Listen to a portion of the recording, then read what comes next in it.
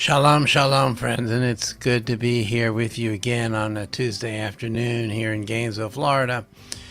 And just recently, someone asked me, "Oh, Rabbi, it's Passover again. You've probably led quite a few seders," and the truth is, I have over my career and lifetime led quite a few seders and been a part of even more seders. And here it is, another year with yet another Seder. Don't we get tired of doing the same thing year after year? Isn't it enough that we did it last year and the year before, and the year before, and the year before? Here we are again talking about that Exodus from Egypt. Well, the truth of the matter is that bondage, living a life in bondage, is still a part of the world that we're living in. There are those who are in literal bondage, who are in fact slaves, who actually have no choice. And then we have the modern version of bondage, that those who are slaves also with no choice, but slaves either to economic circumstances or to addictions or to many other things that afflict our society that we're living in. And the truth of the matter is, Passover is not just about slavery and freedom. Passover is also about conflict. It's also about hope. It's also about striving for something, for a miracle that is beyond miracles. Today, there are wars going on around the world, not just in Israel and Iran, but Ukraine and Russia and other places as well. And Passover is here to remind us that bitterness is a part of many people's lives. The fact that we are able to stop for a moment, for an evening, for a couple of evenings, for even a week, and reflect on what that bitterness is, what that bitterness means to life, and how that affliction is a universal problem.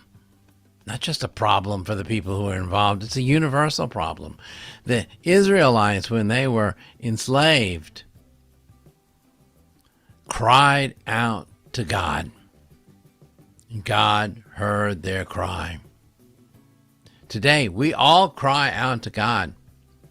We all cry out for those who are enslaved psychologically, physically, involved in war, who don't have enough to eat, who don't have enough to take care of themselves.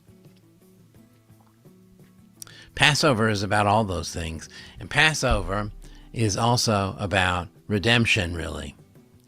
At the end of the day, Passover is about redemption. That's why that figure of Elijah is so important. We open the door for Elijah. We put a cup on the plate and fill it with wine.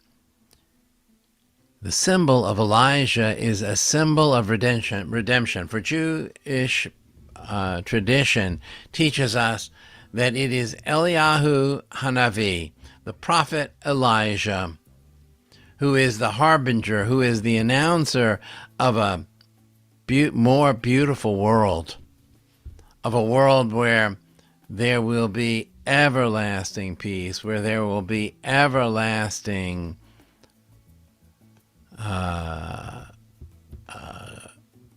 amounts of food and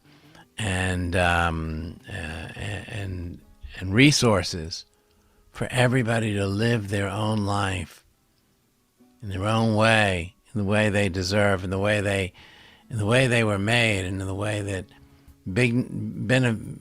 benefits the dignity of each and every human being. So that's the message of Passover. It's as universal and as timely today as it ever was. In whatever way you observe Passover, whether you join us at the Seder of B'nai Israel on the evening of April 1st, or whether you observe Passover in some other way in your home or on your own or with friends or with family or joining an online community. However you observe Passover, let's this year remember that it's not just about the Jewish people and about what happened long ago. It's about where we are now. It's about a hope for the future, and it's about really our existence in this world right now. We tell that story so that we're sensitive to where we are today. I think that one of the ways that ritual works is by making us feel comfortable and relaxed enough, doing things over, knowing what to expect, so that we are able to finally absorb the messages. Maybe if the whole world had to stop and eat a bitter herb, take a taste of matzah, and reflect on real freedom, maybe the whole world would be in a better place.